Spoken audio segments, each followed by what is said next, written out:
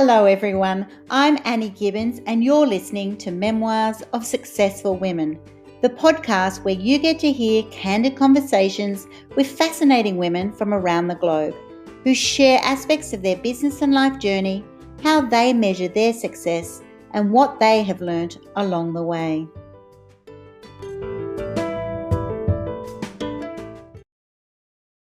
Hello and welcome to Memoirs of Successful Women. Today I am introducing you to Peace Mitchell and we're going to be talking about all things investing in the power of women to change the world. So all of my followers will know that I'm 100% passionate about that. We're also going to be talking about Peace's new book, The Women Changing the World, which is launching on November 16.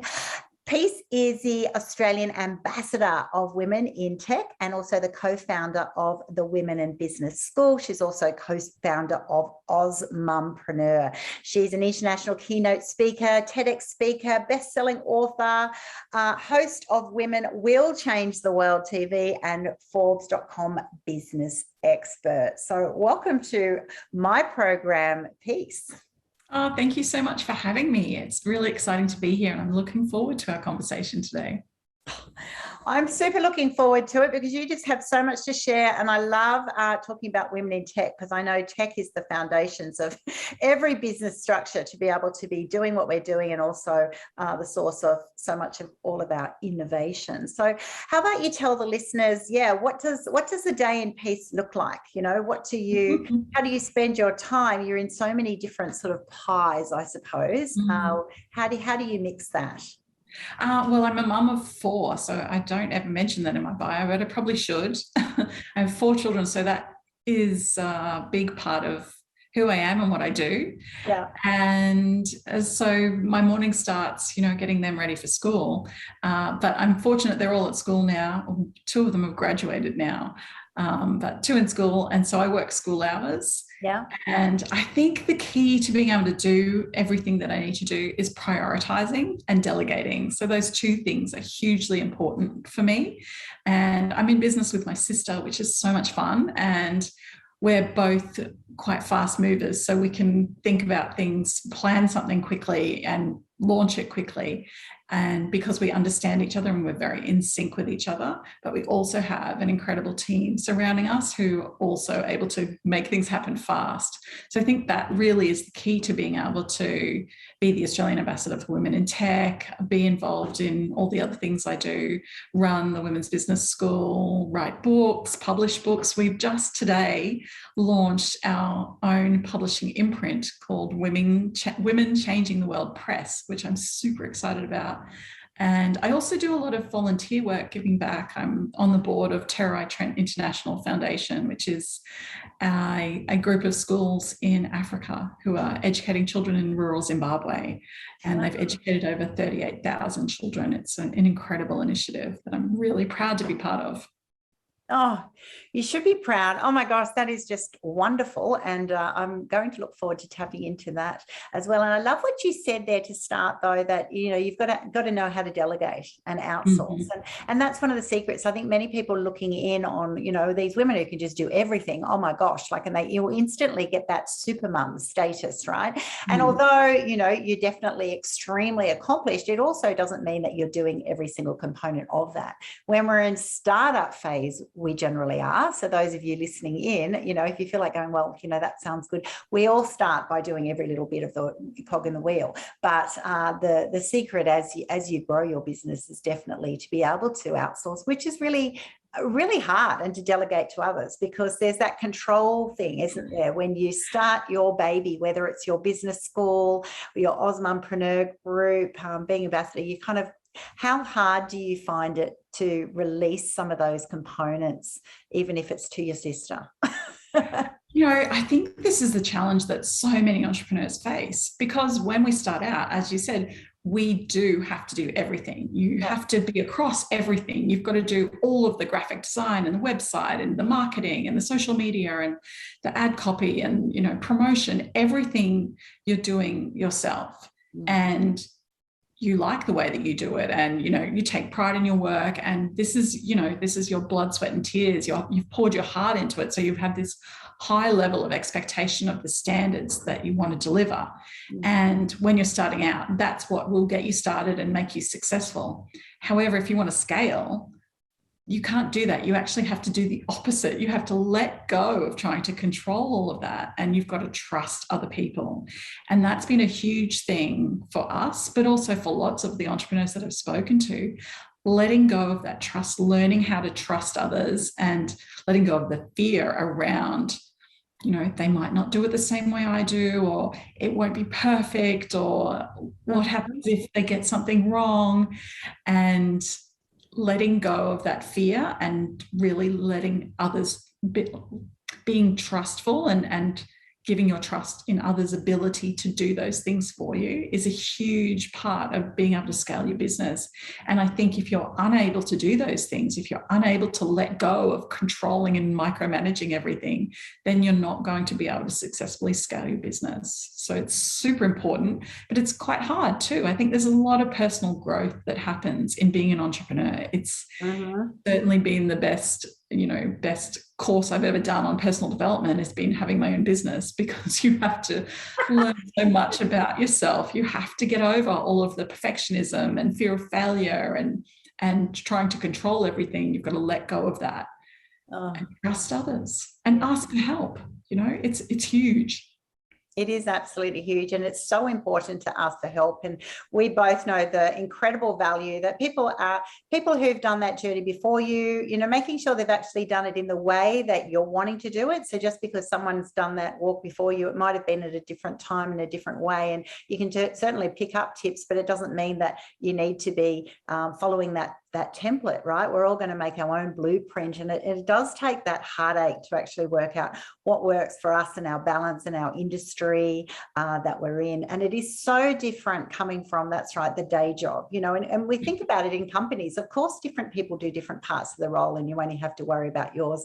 It is so significantly different when you're an entrepreneur, and every part is so important to you. So I think that release and the growth and the trust is so important, which is what we might head into now. How do you know who to trust, and how have you learnt that what are the best ways that you found to source the right people to work with you in that way?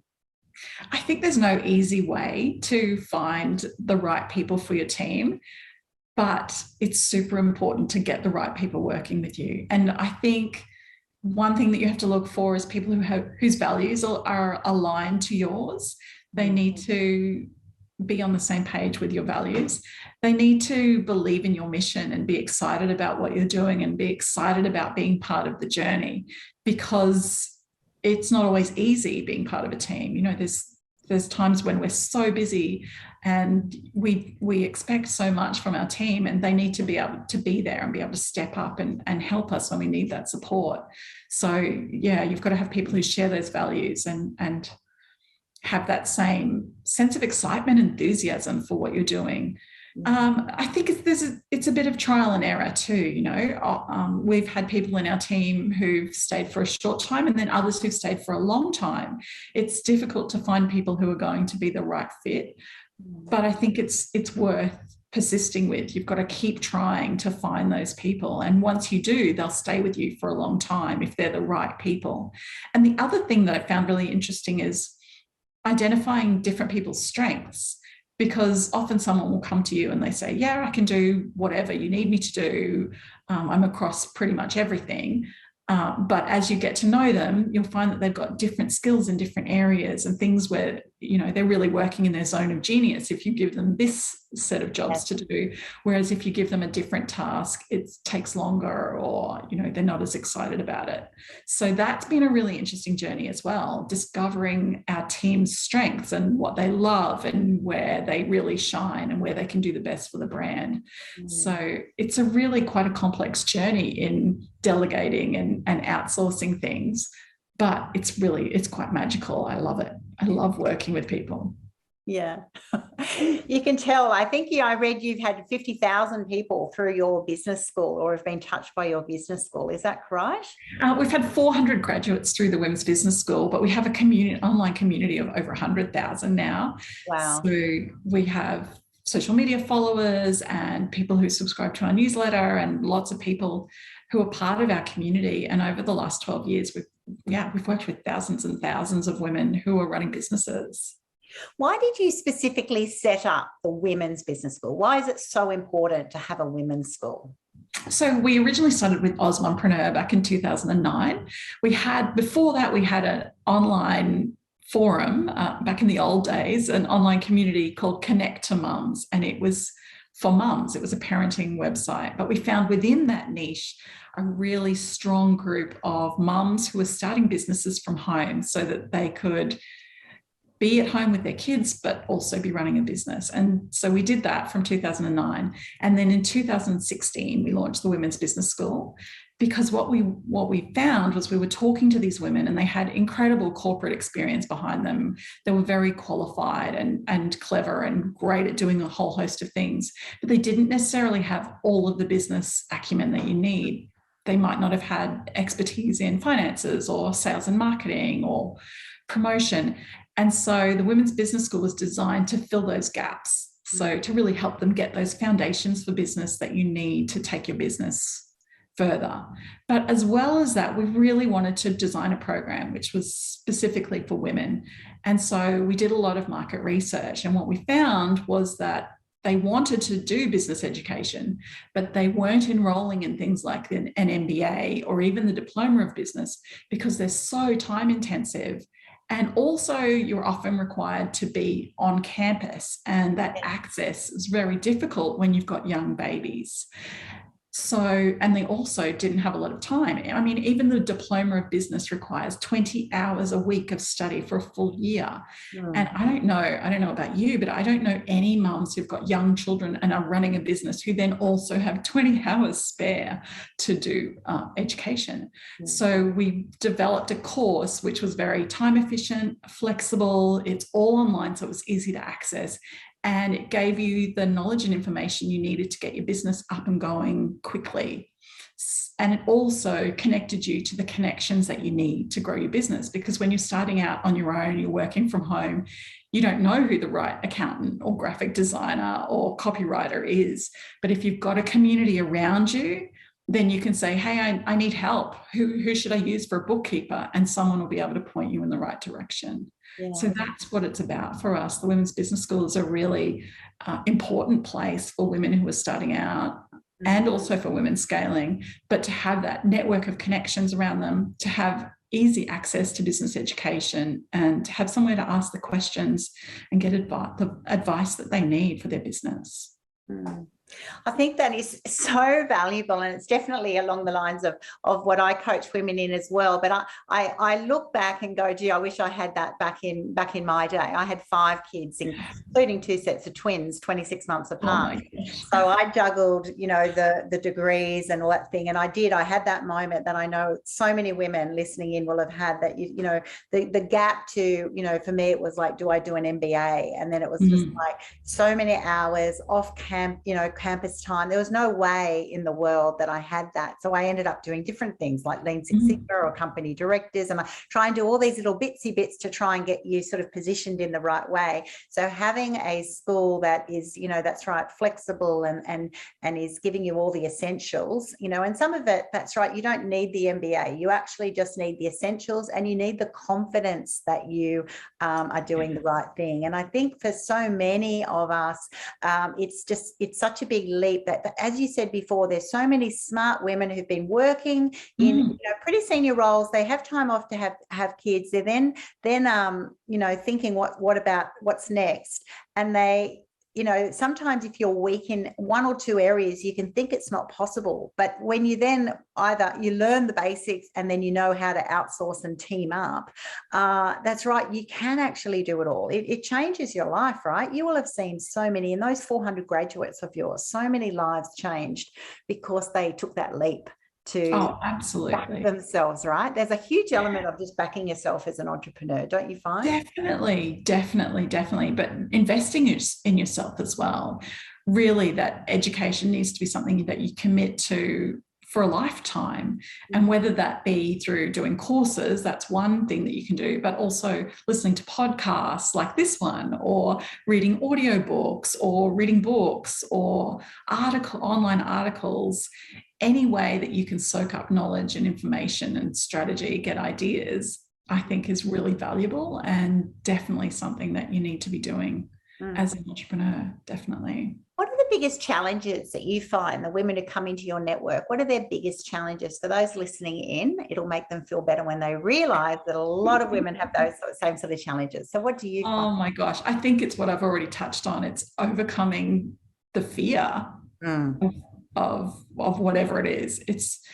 I think when I look at our journey, what's the one thing that's been holding me back? It's me. If I had have been able to overcome that fear and value myself more and be charging more at the start instead of, charging such low prices and discounting and all of those things, then my business would have been successful a lot earlier.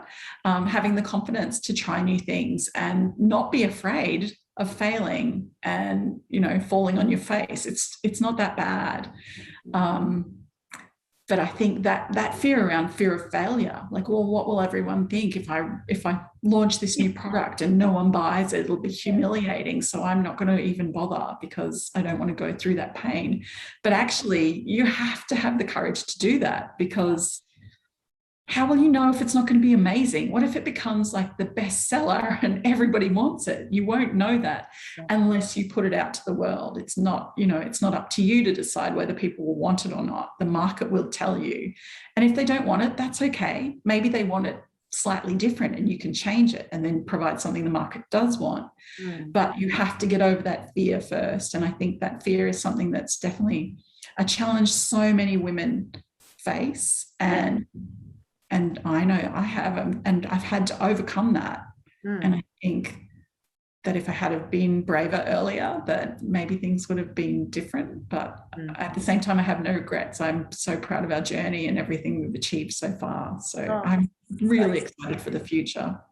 Yeah. So you should be. I think your future is so exciting, and I totally agree with that. Everyone I meet, it's like, yes, it's the fear, and I think that's one of the biggest shifts that happens when you unpack that and realize that even people like Richard Branson have done epic fails. A lot of key successful entrepreneurs have done things that have not worked out, but the biggest thing is they've just backed themselves. See it, in the perfect world, you do all the market research, there's a gap in the market, and that you can feel that, but not always. Sometimes it's just been your passion and you give it your best shot, and and that's right. If you don't try, you won't know. Also, along that journey, there are so many key learnings that are essential. You look back and go, they're painful, but all the pain points certainly shape the woman and the entrepreneur that you then become. So tell me about your ambassador role for Women in Tech. What does that require? So I love being part of Women in Tech. It's a global organization. And in 2019, I was nominated for the Women in Tech Challenge Awards. And I went over to Paris I qualified as a finalist, which was super exciting. I didn't win, but I got to go to Paris, which was that's a win. I know. I had a whole week in Paris, and I was surrounded by the most incredible women from everywhere in the world. And my name's Peace, and I've never met anyone else whose name was Peace. But I did that week in Paris, and she was actually a finalist in my category, and she won my category. So Peace lost, but Peace also won. So cool. And she was from Uganda. And her business, although it's different from mine, we had exactly the same mission and values. She was all about supporting women entrepreneurs to be successful through her online platform. And so I was in Paris on the other side of the world, surrounded by incredible people. And I'd met someone who had the same name as me, who was on the same mission as me, and who was excited by, seeing women succeed and being part of that mission. And I just really wanted to be part of something like this and to bring this opportunity to Australia as well, to connect Australian women at a global level with other women in tech, with other women who are doing good things in the world, who are working on design or connection or all the other ways that we use tech, either as entrepreneurs or even as business leaders as well, to do amazing things. And so that's why I'm so passionate about women in tech and being the Australian ambassador. And we actually have an event coming up on the 19th of November, which is Women's Entrepreneurship Day as well. So we're celebrating Women's Entrepreneurship Day with a pitch night for women in tech. And we're inviting female founders to pitch their ideas, their tech ideas, to a panel of investors on the night. And there's prize money, $3,000. And it's going to be a lot of fun. And it's going to be broadcast globally, so live streamed. So it's a great opportunity for these female founders to get the word out to a wider audience about the work that they're doing and the apps that they're building, but also potentially to get capital for them, because I'm not sure whether you're aware, but venture capital funding goes to less than 3% of women. So the other 97% of venture capital funding goes to men, and then 2.7% goes to women. And that's crazy. It's not okay. It's not fair. And so we are passionate about moving the needle on gender equality by helping more female founders to get funded.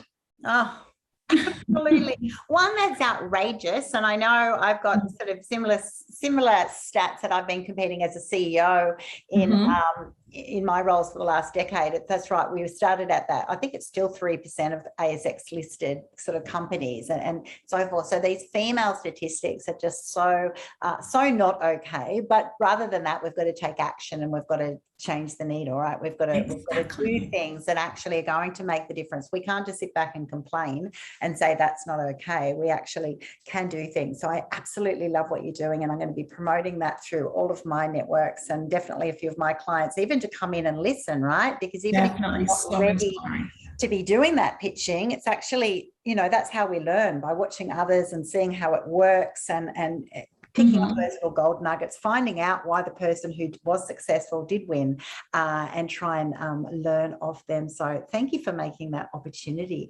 happen.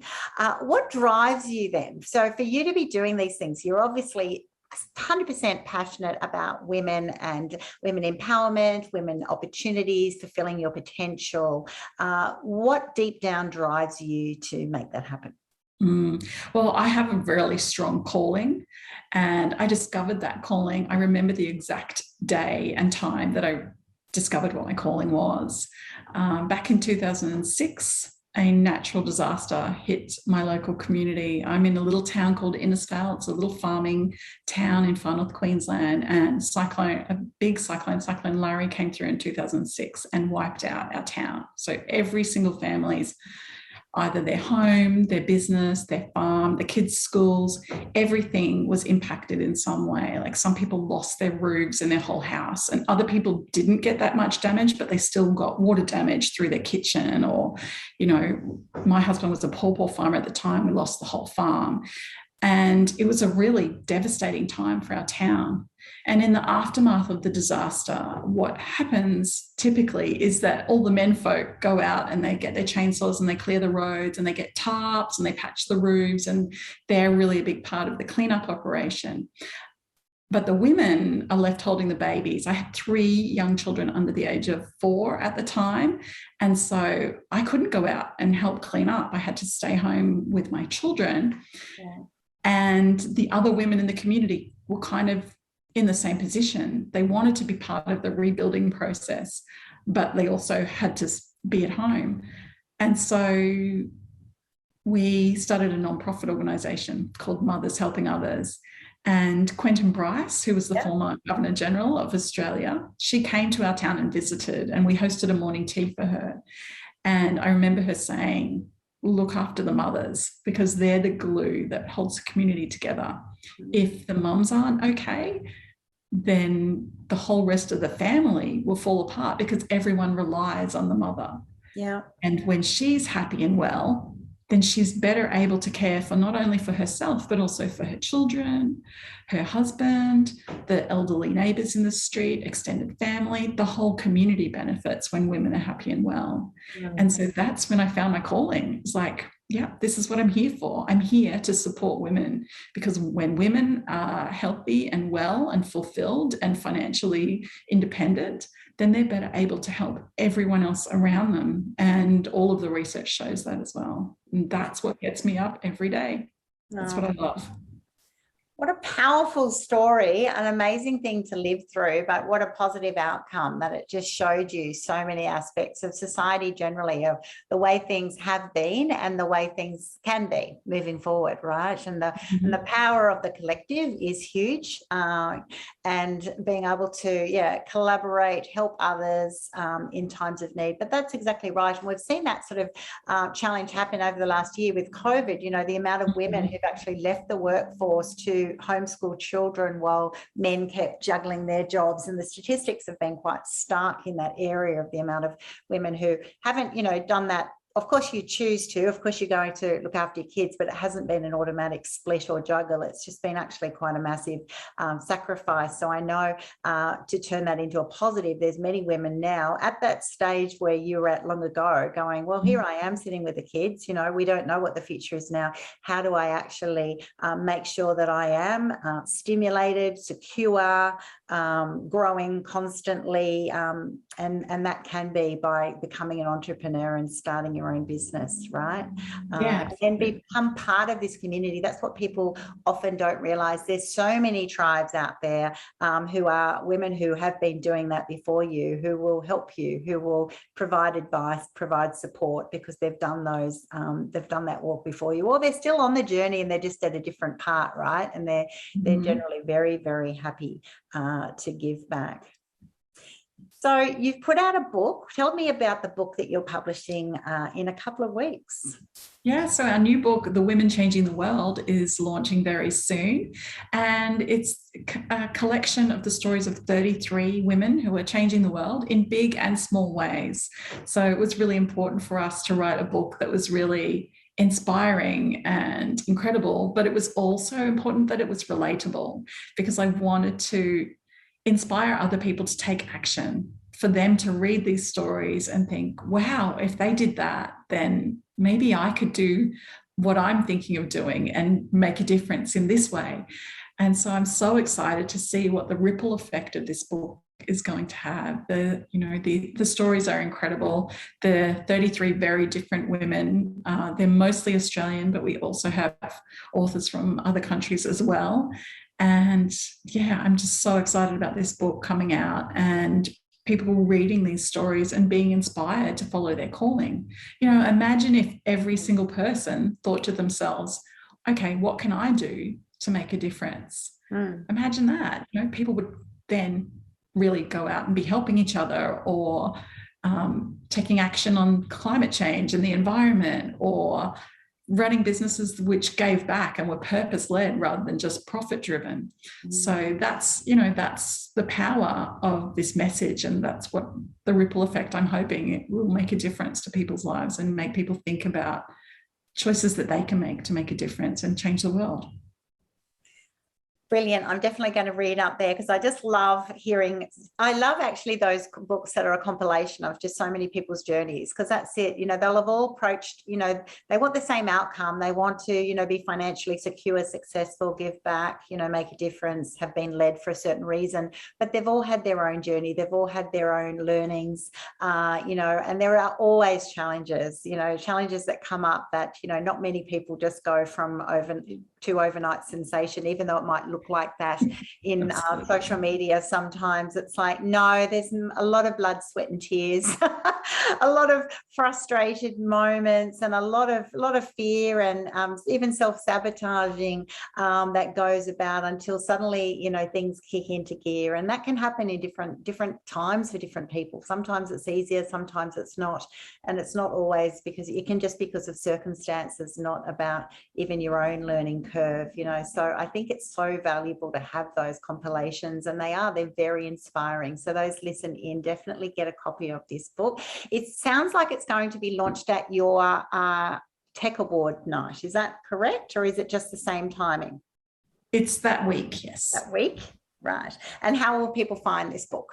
So pre-orders are available now at the Women's Business School website, womensbusinessschool.com. Fantastic.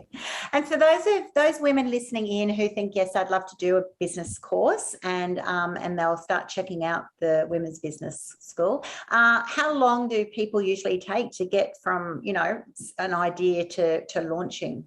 Is there a time frame on that? Oh, it's been really interesting. We have two programs. So we have Ignite, which is for pre-launch and early stage businesses, and Accelerate, which is for more established businesses who are scaling internationally.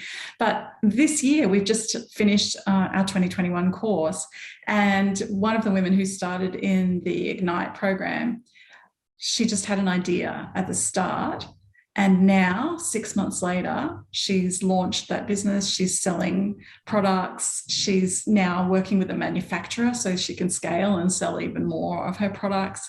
And it's so incredible to see that journey happen from someone who at the start just has this little idea, or maybe this could work, to then going through the full process and be like, wow, look at me now. I've got this business, it's actually happening, it's actually making money, and I can see the future vision for this now. Wow. So it's incredible what can happen. But I think it is really important to have support, because I was talking to her the other day and she said, this is actually extra incredible to me because I'm the first in my family to have ever run a business. So she didn't have people around her.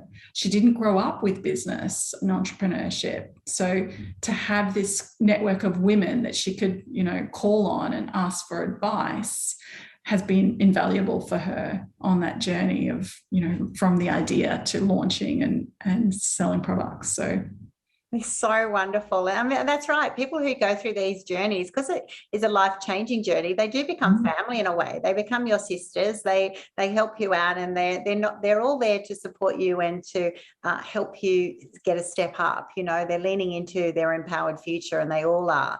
And so it's so different to often when you've got an idea, people that, you know, who might be in your sort of space might think you're a little bit crazy. You know, here's the woman with the crazy ideas, or you're super passionate, but, you know, what do you know about business? And there can be many naysayers, and it can be very discouraging just because of, you know, your social group or the way you've been brought up or whatever. Whereas you suddenly lean in, you join these communities and schools, it's like everybody is like, of course you can do it, you're going to be amazing. And just the effect, I'd love you to share with the listeners, you know, it's not what that means to a woman. You know, what I'm meaning by that is it's not just I've got an idea and I'm then going to launch within 6 to 12 months.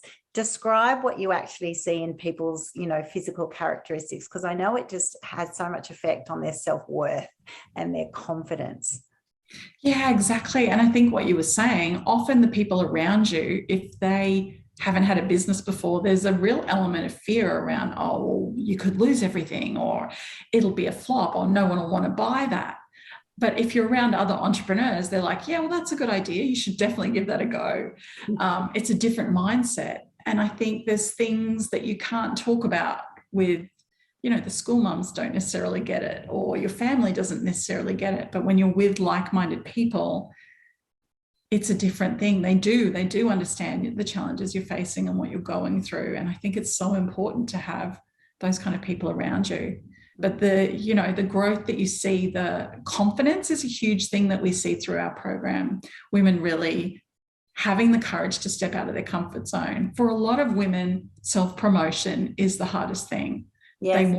They want to feel safe by hiding behind the logo. So like if everything goes bad, they can just quietly, that logo can disappear and never mention it again and everything's fine. But actually you can't do that. As an entrepreneur, you've got to step up, you've got to show up, you've got to be promoting yourself, you've got to be unafraid to talk about yourself and what you do. And that's really daunting, but that's a real transformation that we see happening. So one of the modules we do is on PR and positioning yourself as an expert. And so they have to get over all of that fear around that. And there seems to be a lot of fear around calling yourself an expert, I've found. So they write articles as one of the modules, and then they have to submit it to a newspaper or a magazine or an online blog. but I've had them write to me and say, I can't call myself an expert. I'm not, I don't have a PhD. And I write back to them and say, you've been doing work in this field for 10 years. You do have knowledge and expertise to share. You may not be like the world leading expert on it and have all of the cutting edge research, but it doesn't mean you don't have something valuable to share with the audience. So true. So that transformation of seeing themselves as valuable, as knowledgeable, as experts in their own way and in what they do, that's a huge transformation. And it can make the hugest difference to people. I mean, there's an example of a woman who she'd never done video before. And so she had some fear around that. And she was like, I've got this video I want to make. I've got the ideas. I've written the dot points. I just need to do it. And we all said, go on, you can do it. Just do it. Just put it up, put it live. We'll share it. And so she did that. And it actually went viral, which, that never happens. So she was very lucky. But it went viral and lots of people watched it. It was very relevant. She's an accountant. So it was something on, a new tax law that had come out that everybody needed to know about for business. So everybody watched that. But now, a couple of years later, so probably 2 years later, the media are always calling her up. Okay, the budget's been announced, and they'll have her on as the guest expert to talk about the budget breakdown for business, or, a grant has come out and what's her opinion on that? And she'll be on she'll be in a magazine talking about it. So it's incredible once you can have that transformation and get over the fear of hiding and put yourself out there and start talking about what you know and your expertise, the opportunities that can happen and the doors that can open for you. Massive difference. And it is really hard. I remember when I created my online platform, I created my first course. I didn't want to be the face of it. So I just did audio, my voice recording behind my PowerPoints and bits and pieces. And at the time, I thought it was so great. And then after the whole course finished, I asked for feedback and they said, we just missed you being in it. Right. In other words, put yourself in it, and I'm like going, oh, that's right. You then suddenly go, oh, you don't want to be, you've never been the model or the this or the that. And at the end of the day, that's right. They want you for who you are, the essence of what you have, the expertise that you have. And you can, that's right. You don't have to be the PhD professor. If people want you, they will have you back. Even if you don't have all those qualifications, it's your value that you're giving to others that will work in your favor. And so always, just try and just keep chipping away, and you'll be, I think people will be very surprised. It often surprises me who is called on as an expert in certain areas, and on the surface of it, no, but people like them, they're passionate about their cause. They develop over the years, and that's the way the whole system works, and it is really intimidating. I remember I had a biography come out a couple of years ago, and then having your face on the cover of a book like that is really overwhelming, right? Particularly for me, I'm 53. And you kind of go, oh gosh, this is a bit confronting. But the funny thing is, ladies listening in, no one cares. They just want to see you. They're not looking at, gee, is your skin, got a wrinkle on it? Is this or this or this? They actually, 99% of people don't. And if they do, they're not your clients. They're not our cup of tea anyway. And so it is an area that keep pushing on in that area if you're struggling with that, because it's more important. In fact, it's essential that you actually just come 100% in, right? I equate it to being like a singer. Imagine if Adele or someone came, 50% committed or 80% committed, like everyone would be going, what is wrong? We want to see people, women in business, following their own passions and skills and talents with 100% of their essence. And that is when, the genius zone will actually become in full operation. I absolutely love it. Wow. So let's just finish up with what do you see as success then? This is my podcast is called Memoirs of Successful Women. You're obviously a very successful woman, but what does success look like for you? I love this question because I remember a time when I thought success meant fame and fortune. And I remember I was doing a vision board one time and I was like, okay, what am I going to put on my vision board? Oh yeah, I'll get a nice house. That'll be good. Yep. Nice car. Okay. Private jet. And then I was like, wait, what? I don't have anywhere to park I don't want a private jet.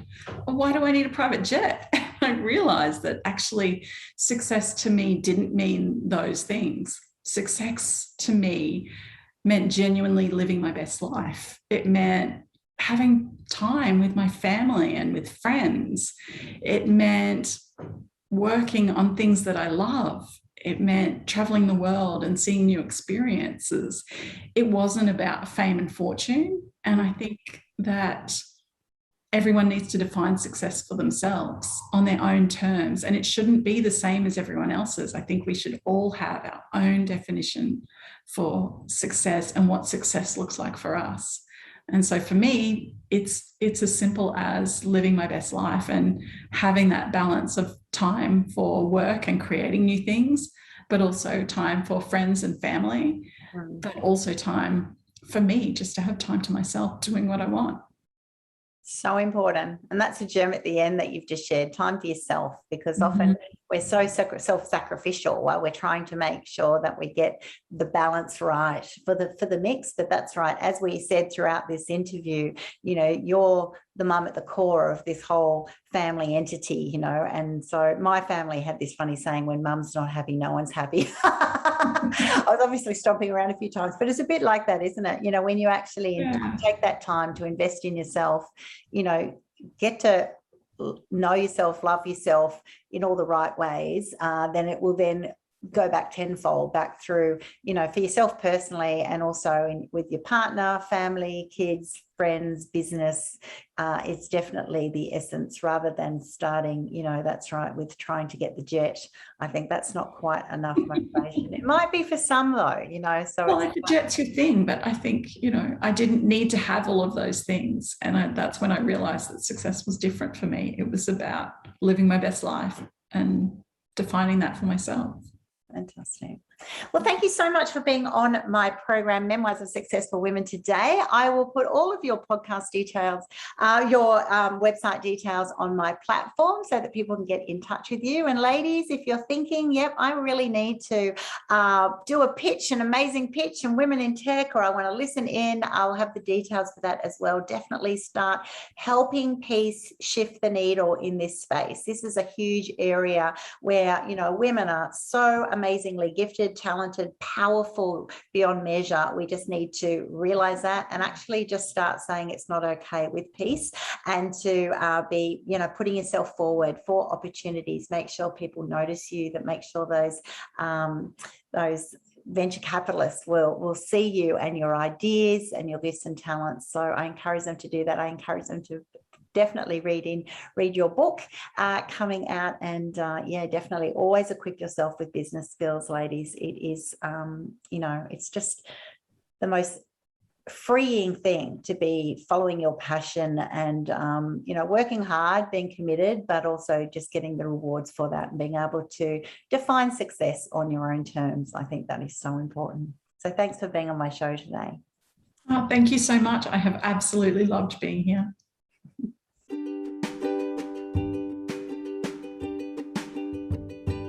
Thanks so much for listening to this episode of Memoirs of Successful Women. You can find me at anniegibbins.com, where you can download my free resources, get connected on social, and check out my online magic transformation program. If you love this show, feel free to subscribe to future episodes, and of course, share it with your friends. I'll see you again soon, and until then, happy podcasting.